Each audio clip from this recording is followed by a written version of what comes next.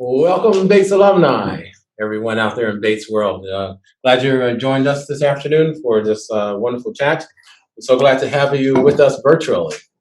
So we'll get started right away. I'm James Reese, Associate Dean of Students for International Student Programs, and hello to everyone I've known over the many generations. Still loving my roles here, and glad you joined us today. Now today, we're going to have a wonderful conversation with one of our short-term practitioners. You know, our wonderful short-term, you all recall loving it. And these days we bring on special teachers to teach the short-term, so keep that in mind. And so I'd like to introduce Eugene Kim from the class of '08.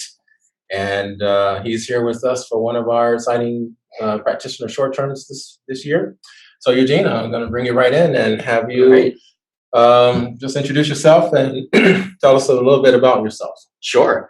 Thank you guys for joining us. I'm really excited to be here. My name is Eugene Kim, class of 2008. And I currently live in San Diego. And I'm on campus for short-term teaching a class on purpose-driven marketing. And that's what I've been doing for the past decade or so. I was working for various organizations in marketing and advertising, and I'm currently freelancing, working with some private clients in the nonprofit sector, small businesses, entrepreneurs, and I'm very excited to be able to take some time to travel out here and be here for 5 weeks to impart my limited wisdom to the students on campus. Well, great. I'm so glad you're here. And for those of you who are in school with Eugene, you recall that he was all energy, and it still is true now. Everyone has told me that here on the short term. So it's good to hear. Glad you're here. And we'll let all of you know that as we get towards the latter part of the half hour, we will have time for some questions. So you'll be able to type them now or sooner or later into the chat phase of the website. So Eugene, let's begin by going on to also have you tell us something about what you're doing, what you have been doing since your graduation. Sure. It's been a very tumultuous journey. And I don't say that in a negative way. You know, I started my career working in advertising for a handful of major agencies out of Boston. And then very recently I moved out to San Diego to work for another agency. And it just wasn't a great fit for a lot of different reasons. I think primarily, the 9-to-5 office setting doesn't sit well with me, no pun intended. And I found myself looking for more. I think we all find ourselves wondering, like, well, what is our higher purpose? Why are we doing what we do? And working for some ad agencies, I got a little jaded by working with organizations who cared more about profit and money than actually helping people, making a difference. And so in that sense, I left the industry and went on to work for a handful of startups, went to work for a B Corp for a short period of time. And now I am kind of doing my own thing. I've ventured off, and for the past year or so, I've been doing freelance marketing and business consulting with organizations who are, who agree more with my purpose, which is to serve and to help my local community. So that's what I've been doing since then. Oh, great. And a little bit more on what you're doing right now and your fulfillment and Sure. Enjoying that. Yeah, absolutely. I like to say that I work with entrepreneurs, small business owners, nonprofits, and I help them bring their passion to life. But I'm also very selective in who I work with. So in that sense, I've been working with, for example, 2 of my clients are nonprofits, one of whom provides yoga to marginalized populations who have experienced trauma in San Diego, in the greater San Diego area. Another one is a nonprofit who brings compassion training to corporations and organizations as a way to help reduce employee burnout and to help employees stay engaged with their companies, but also help them connect better with their company's higher purpose. So in that sense, I've been working a lot with organizations who focus more on kind of the greater good. And that's a big reason why that was a topic that I wanted to bring onto campus as I'm teaching students marketing. Oh, excellent. And both examples, and I'm sure there are several others, are very timely these days and very pertinent in our society. So speaking of that in short term, and for those who might not know much about it all, can you describe your understanding of the Bates short-term practitioner and more about your course here? Sure. I always thought that, we've all kind of known Bates short term as those 5 weeks where we could take a class that isn't a normal part of the curriculum. And I think that's what's so great about it. And I love that the practitioners are now coming onto campus because it gives us an opportunity to give back to the students in the campus and teach students some skill sets that they may not necessarily gain from their normal curriculum, here at Bates. And so I firmly believe that our role is to give them very practical skills and to teach them about topics that will help make them more marketable in the job market, and also prepare them for what's to come. Great. And we invite everyone in our Base alumni world to become part of the Purposeful Work program on campus that you've heard about. And Eugene, how do you think Purposeful Work and its mission come to play in your course? It aligns perfectly with what I'm trying to do, and I think that was part of what excited, Marianne and the group there about what I was bringing to campus. Purposeful Work really is trying to, I think, bring more practitioners who are purpose-driven, who are trying to do more that is kind of community-driven and serving that higher purpose, as we like to say, bringing that kind of practice to students. And so I think that I really applaud Bates for creating that as a part of the curriculum. And I think they've been very supportive of me and my course because we share that mission of helping students become more purpose-driven, to understand how their skill sets can be used to do more. Yes, very good. I'm sure everyone out there understands how important those aspects are. So what has it been like returning to Bates as a practitioner? It's been fun, a little awkward. I tell the story about how first day on campus, I consider myself to still be young. I'm in my low 30s, and walking around on campus, it just doesn't seem like a big deal to me. But when you walk around the dining hall and realize that these kids are 10 years younger than you are is kind of jarring. And so it's been a funny experience walking around and being more integrated into campus life, but on this side of the the table. And so, but it's been a lot of fun, and it's been nice to be back on campus. The weather hasn't agreed with me, but that's just spring in Maine. Well, that's true. We all recall our short terms. How do you feel Bates has changed or not since you've been? New buildings. That's a big change. It's more beautiful than I remember, honestly. And the students are so bright. They're way brighter than I ever was when I was going here. And it's truly a bit of an intimidating experience to walk into a room and to understand that these students are just so much more aware of what's going on in the world. And they really bring that level of critical thinking to how they approach their coursework. And so I've been pleasantly surprised at how engaged my students have been, and really, how much they've pressure tested me and what I know about the way the world works. It's been a great experience in that sense. Mm-hmm. Well, a lot of graduates will share that they think that the students these days might be a little bit more sharper than they were. But I'm here to tell everyone that you were excellent, you were great, and everyone's the same. So I'm so flattered. Thank you. So in your course, Marketing with a Higher Purpose, how are social issues being discussed within it? Sure. One thing that is really important to discern is that just because a brand, a company, or product is purpose-driven doesn't necessarily mean that they are contributing to a greater good or to social issues. So, an example of that is, I think like Apple Computers is a brand that people always talk about as a company that's always had a higher purpose, which is to challenge the status quo. But that doesn't necessarily mean that they are contributing to sustainability issues or other social issues, just because they have a mission to, bring great technology to creative minds, to activate and do more in the world. But then there are brands who who do serve a higher purpose that is contributing to some kind of social change.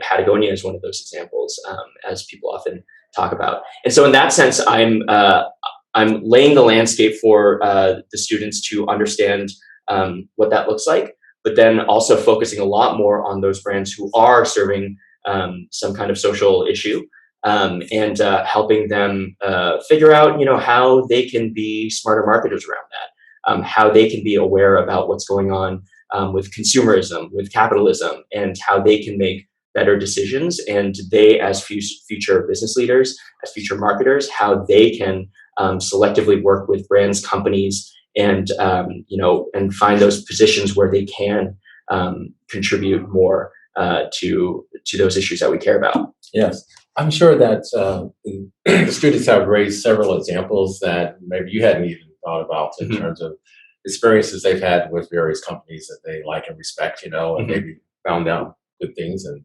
maybe sometimes not, but Yeah, for sure. sort of broaden and widen their own view of what their own participation in the whole market.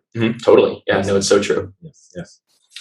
Well, in a couple minutes, we'll have time for some questions for you. You can start, typing those into the chat now. But what feedback have you had from the students on what they have learned or valued the most so far? Yeah, I think just in general, a lot of these students, this is their first exposure to marketing in any academic sense or even any professional sense. And so, they've been really enjoying that experience. I've been doing my best through my connections, bringing guest presenters on campus who work for some very legitimate brands that they would maybe never have access to. So I had a guest speaker from the North Face come. I had a couple people from Lululemon come from their corporate office to present on their ambassador program. I even brought them on a field trip down to Boston to visit Mullen Lowe, an agency where I started my career. And they've just been having such a great time with that kind of exposure. But I've also heard some great feedback about how the purpose comes into play. And that's something that obviously these students have care about very much. And so I think they've appreciated that side of marketing, not just marketing for the sake of making money or selling products, but marketing for the sake of helping the world. Mhm. Yeah. Yeah, and then one student shared with me they were very impressed in the Boston visit that the CEO and other officers came Yeah. into the room, but the Mhm. CEO was there, and it really made it a very personalized kind of experience to see a real person talking. Yeah. And part of this, I wanted to be very deliberate about offering my time to help them with resume building, with interview practice, with networking. So in that sense, I'm trying to open as many doors to them as possible through those types of connections and those visits. And so now hopefully they can put it into practice and get it done, get a job, and do some good. Right. Fantastic. Um, Now, how do you see Bates itself in relation to marketing with a higher purpose? There's maybe a couple areas again, Bates and how we're doing our marketing, Sure. and so you can run with that. Yeah, I think Bates is a great fit for this, not just because I'm an alum here and because because we're here at Bates, but Bates has always been a very progressive institution. And I've always loved Bates's, kind of egalitarian roots, and I've always known our students to be incredibly aware and caring about some of those social issues out there. So in that sense, I think Bates establishing purposeful work, and just the way that Bates is kind of bringing in students and being very aware of issues of diversity and inclusion, which I know is a hot topic on campus right now. Those are the types of values that I think really work well in Bates' favor and in the way that Bates is perceived in the academic community and to prospective students. So I really respect that. I'm really glad that I could be a part of the staff here to bring a little more from my angle. Yes, great. And I'm always very pleased with the graduates who convey to me that what the mission of the college has been since its inception, especially in terms of diversity and other aspects. It reflects itself in their own work and their relationships that they have out there, and it's important for this to be done and studied here and lived here, because our world needs much more than that. Totally could not agree more. Yeah. That's so true. Well, we'll see now if there's any questions that have emerged, and go forward from there. Yes. Oh, here we go. Feeding them in. All right. Very good. What do we got? Very good. We have, can you provide an example of a company whose purpose-driven marketing was successful, and also where this may have failed? Sure. Okay. I'm going to give you two really easy examples that people connect with. One that's very successful, Patagonia. I mean, they are hands down probably the pinnacle of what we consider a purpose-driven company. Their company mission is to be in the business of saving the planet. So in that sense, even though the founder of the company, he and his buddy who started the North Face, they're actually really good friends. They just wanted to make enough money so they could be dirtbaggers and climb mountains out in Yosemite. But that company has evolved to become a brand that's now involved in advocacy, in driving policy, and also in major issues around sustainability. And so I think in that sense, Patagonia is a business and a brand who has taken that purpose and been able to very successfully activate that by getting into more areas than just retail. But then also through their retail front, doing a lot more. So a great example of that is how they donated 100% of their Black Friday proceeds, I think, a couple of years ago to different organizations who are, who are supporting environmentalism and sustainability. That's massive, 100% of their sales. Yeah, not even profits or a percentage of the revenue, 100%. That's a statement. Yes. Now, you can say, of course, Patagonia can do that. They're so rich. But I think the fact that they can stand against those issues and make commitments like that says a lot about who they are as a company. And then an example of a brand that has made a very good attempt, but has not done it well, I think, is Tom's Shoes.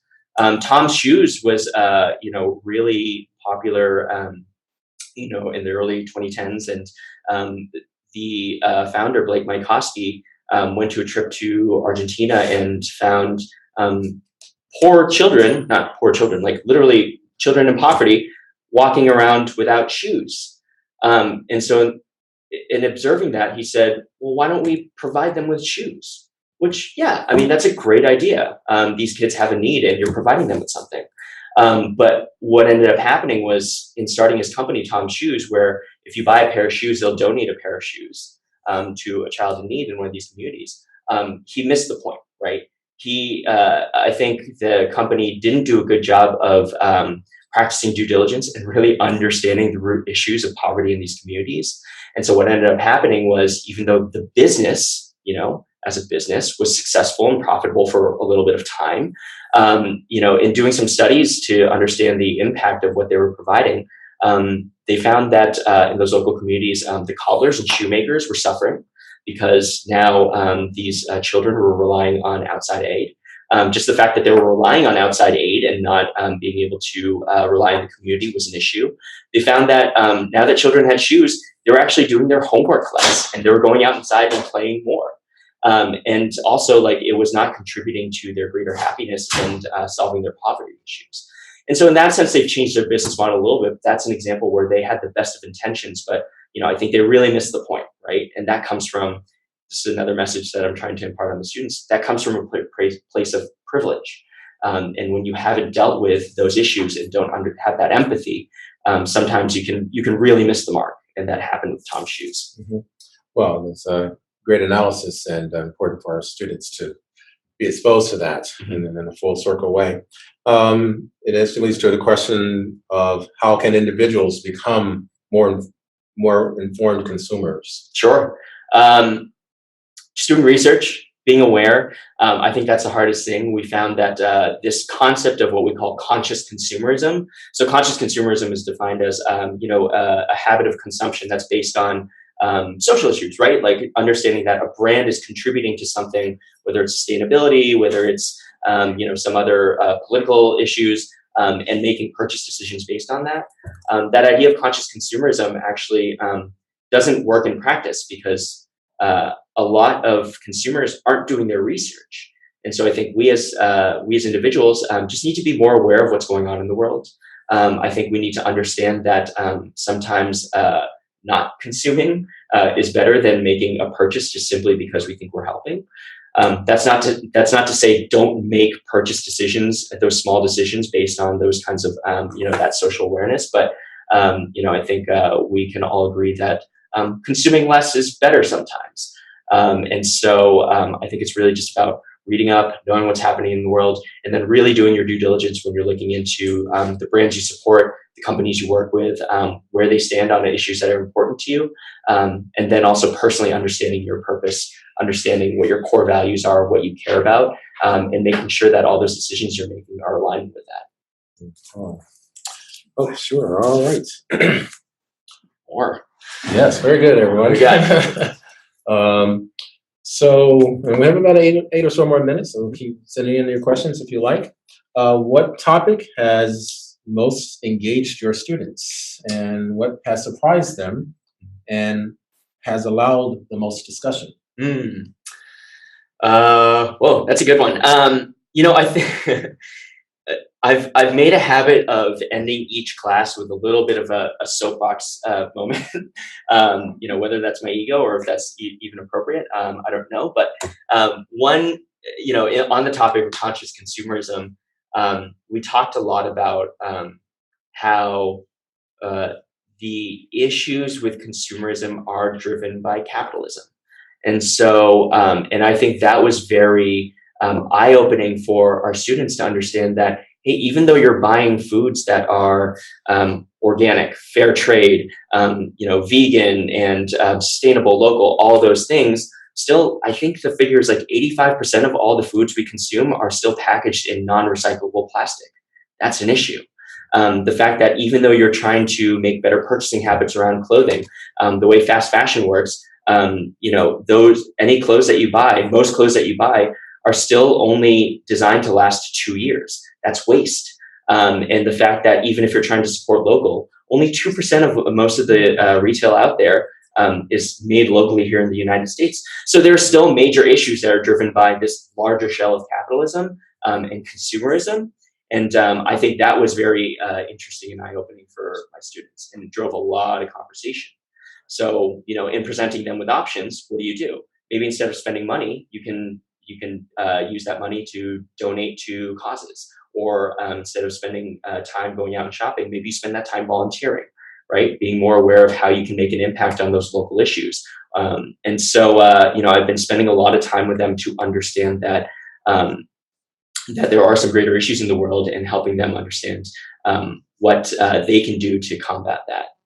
And what's funny is, during one of these classes, I had a student who then was very discouraged. And she said to me, now, I don't know how I can go into this world and start a company without having to worry about, profits on the backs of all these issues. And I said, listen, there's nothing wrong with making money. And I think that's something that a lot of students struggle with, is money is not evil, right? And being successful, you should not be afraid of being successful. But what you do with that money and with that time, is the key. And so I'm encouraging them, and I hope that they're successful and make a ton of money, right? Certainly more than I am, but I'm trying to encourage them to understand that that can do good as long as they have that mission and that purpose in mind. Yeah, very good. And I said to a good number of graduates that I hope the world becomes one where the Bates people are running the world. It's going to happen. Right. Another question is, in working with a brand that is both purpose-driven and socially oriented, pro-socially oriented, how do you advertise those attributes to potential customers? Oh, I think it's that's the ultimate question, right? That marketing mix is very important. I think a great example of a brand that has been doing something like this well is Lululemon, right? So Lululemon, everyone knows as just a company who sells stretchy pants for yoga and other fitness types. But one thing that people may not know about Lululemon is they have this mission of elevating people to greatness, right? And so through that, they're doing that through sweat. They're doing that through sweat. So in fitness and other movement types, they're doing that through personal development programming. And Lululemon has an ambassador program where they bring on local community leaders to be ambassadors for their store and their brand. And in that sense, they actually don't have them sign contracts or require them to post about them or require them to wear their clothing or do any of that stuff. They literally just bring them on board and they have a conversation with them to say, how can we elevate you? How can we help you? And in that sense, Lululemon has really invested a lot in personal development programs, professional development programs for those individuals. And those individuals become champions for the brand, understanding that Lululemon has a real commitment to growing and contributing to their local communities. And so, I think certain markets do better than others. But Lululemon is a brand that has done that really well. And in that sense has really activated the grassroots marketing very effectively. And I think that's just one example of a way a brand can do that really well and reach their local communities and consumers for their stores by activating local advocates who align with their core values. Mm-hmm. Very good. Wow. Okay. I think we're going to have, and then I guess one to third if we have time. All right. all right. Squeeze out one more with 3 minutes. Very good. Yes. How do you think your experience of being a short-term practitioner might enhance your professional work? Yeah, that's a great question. It's definitely re-inspired me in the work that I'm doing. I'm still keeping up with client work while I'm out here remotely, and it's helped me kind of go back to why I started doing this. This was a big reason why I wanted to teach this course to these students is I'm jaded by 10 years of experience. And so in that sense, I fall back onto old habits and ways of doing things that aren't necessarily aligned with higher purpose or aligned with kind of how real people think. And so it's helped me kind of like put myself in check as I'm, executing some kind of marketing plan or doing something with a client. I sit down and say, wait a minute, we as marketers think this is cool, but real human beings don't find this interesting. And so it's helped me kind of like kind of recenter myself and revisit where I started and why I went down this path. So in that sense, it's really been fulfilling and helping me reground myself in why I'm here. Right. Yeah. And give a quick answer on what's the mix of majors in your class this short term, and how has that shaped the conversations? Oh man, I mean, we have all majors, not all of them. I mean, we have a lot of them, but we have bio majors. I think I have a sociology major. We have a rhetoric major. We've got economics majors, and they all bring very different perspectives from that sense. But I would say less so than their majors. I would just say more so they're just a very diverse group of thinkers. And a lot of that comes from the fact that they are all very geographically separated. I have a bunch of students from the East Coast, a bunch of students from the West Coast, some from the South, some from here. And so in that sense, I think that's been interesting. I've got 2 international students, one from Jamaica, one from India. They bring incredibly different perspectives than we have here in the States. And so I would say that the level of engagement and I think the quality of the conversation is more so informed by the diversity of the students and their backgrounds than it is from their study. But at the end of the day, none of them have been exposed to marketing here at Bates. So I think, well, not in the traditional sense of the way you would get a communications program at another institution. So in that sense, I think it's been fresh and nice for them. Yeah, very, very good. And as all of you know, the liberal arts just works. That's why we came here, and that's what we do. It's still amazing. Yeah. Well, we're coming to an end, and we thank you so much for being here for the short term, being willing to do this presentation with our alumni group. Might you have any parting thoughts for anyone? Yeah, I mean, we are all give back. I think that's a big message here. The opportunity for me to come back and to take my 10 years of experience in the industry and from my experience here at Bates and bring that perspective to the students, I think is very important. So, all the alumni out there, you are definitely going to be hearing from these students. Talk to them, give them your time, hire them, but know that any way you can give back to these students, like you're definitely going to be contributing to the greater good. So thank you very much. And thank you very much. And thank you very much. I look forward to seeing all the alumni up on campus. Come and read the website and come and visit. You'll always enjoy it.